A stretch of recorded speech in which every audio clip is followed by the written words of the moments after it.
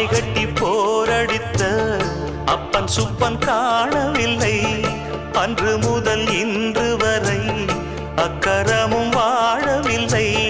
வெட்ட வெட்ட வாடைதான் அது அள்ளித்தரும் வாழ்வைத்தான். வெட்டி போட்ட மண்ணுதான் அதை கட்டி காத்தா பொண்ணுதான். நாம் வாழும் வாழ்வே அது சில காலம்தான். உறவோடு வாழ்ந்தா அது பூக்கோலம்தான். கெட்டாலும் பட்டாலும் உன் பேரன்தான். என்னடி ஞான பெண்ணே, உண்மை சொல்லடி ஞான பெண்ணே.